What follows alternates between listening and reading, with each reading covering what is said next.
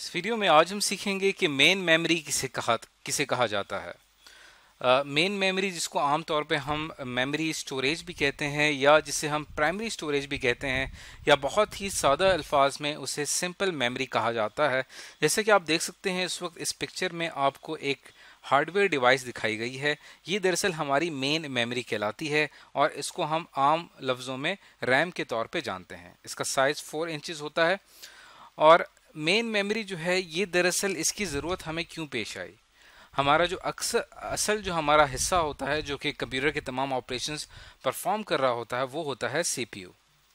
अब जो सीपीयू होता है वो दरअसल क्या है, उसके अंदर बहुत ही स्मॉल साइज की एक मेमोरी होती है जिसको हम रजिस्टर कहते हैं। रजिस्टर का साइज बहुत ही स्मॉल होता है, यानी कि वो बहुत ही कम बाइट्स एक वक्त में स्टोर कर सकता है। और जब हमारे कंप्यूटर ने बड़ा डाटा स्टोर करना हो या जिसका साइज बड़ा हो तो रजिस्टर्स इस काबिल नहीं होते कि वो बड़े डाटा को होल्ड कर सकें। तो हमें ज़रूरत पड़ती है कि एक्सटर्नल मेमोरी डिवाइस की जो क्या करता है, जो टेम्पररी हमारा डाटा स्टोर करता है। और डाटा तब तक मेमोरी के अंदर मौजूद रहता है, डाटा हमारा तब तक मेमोरी के अंदर मौजूद रहता है जब तक हमारा प्रोग्राम एग्जीक्यूट हो रहा होता है। जैसे आप अपने सिस्टम को टर्न ऑफ करते हैं, जैसे आप अपने सिस्टम को बंद करते हैं, तो जितने का जितना भी डाटा है वो तमाम का तमाम लॉस्ट हो जाता है या वैनिश्ड हो जाता है, ख़त्म हो जाता है। उसके बाद कंप्यूटर को रीस्टार्ट करने के ऊपर हमारी इस मेन मेमोरी में न्यू डाटा एंटर होता है। अब हम इस चीज़ को समझते हैं कि हमारी मेन मेमोरी के अंदर डाटा स्टोर कैसे होता है। इस चीज़ को हम समझेंगे डायरेक्ट एक ब्लॉक डायग्राम से। हमारे पास सबसे जो अहम यूनिट होता है वो दरअसल हमारा क्या होता है, वो हमारा इनपुट यूनिट होता है। इनपुट यूनिट कोई कीबोर्ड हो सकता है या कोई माउस हो सकता है। अब सेंट्रल प्रोसेसिंग यूनिट के अंदर जो इसका सबसे अहम हिस्सा है वो दरअसल कंट्रोल यूनिट होता है। Control unit central processing unit यानी सीपीयू की जो चिप होती है उसके तमाम ऑपरेशंस कंट्रोल कर रहा होता है। तो जैसे ही इनपुट यूनिट से कोई सिग्नल जनरेट होता है तो इनपुट यूनिट से कंट्रोल यूनिट इस सिग्नल को रिसीव करता है और फिर यहाँ से इनपुट सिग्नल को इजाज़त मिलती है कि वो यहाँ से एक्सेस कर सके हमारे मेमोरी यूनिट को। और कंट्रोल यूनिट इनपुट डाटा यहाँ से रिसीव करने के बाद उसको भेज देता है मेमोरी यूनिट पे और मेमोरी यूनिट में हमारा डाटा जाके स्टोर हो जाता है। फॉर एग्जांपल, अगर आपने कीबोर्ड से कोई बटन प्रेस किया, लेट्स सपोज आपने एक बटन प्रेस किया एस। अब जैसे आप ये बटन प्रेस करेंगे तो फौरन क्या होगा कि कंट्रोल यूनिट एक्टिव हो जाएगा और आपके इस इनपुट वैल्यू को बाइनरी फॉर्म में पहुंचा देगा मेमोरी यूनिट तक और मेमोरी यूनिट में हमारा डाटा इस फॉर्म में जाके स्टोर हो जाएगा।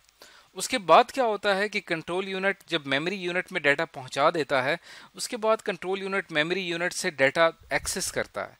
एक्सेस करने के बाद उसे दोबारा से भेज देता है अरिथमेटिक लॉजिकल यूनिट के पास। यहाँ पे हमारा डाटा जो है वो प्रोसेस होता है और प्रोसेस होने के बाद यहाँ से ये वापस भेज दिया जाता है हमारी मेमोरी को और मेमोरी में हमारा प्रोसेस डाटा स्टोर हो जाता है।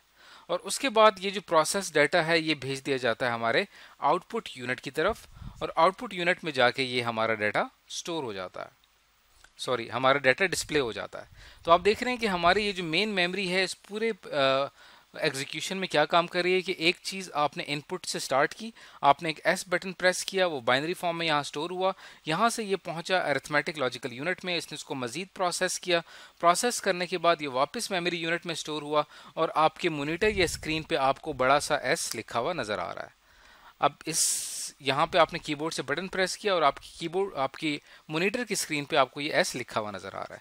तो एक इनपुट और यहाँ पे आउटपुट, एक बहुत ही छोटी सी एक्टिविटी है, सेकंड्स की ये एक्टिविटी है, माइक्रो सेकंड्स की एक्टिविटी है, लेकिन इसके अंदर जो सबसे इंपॉर्टेंट रोल यहाँ पे प्ले हो रहा है वो हमारा मेमोरी यूनिट कर रहा है।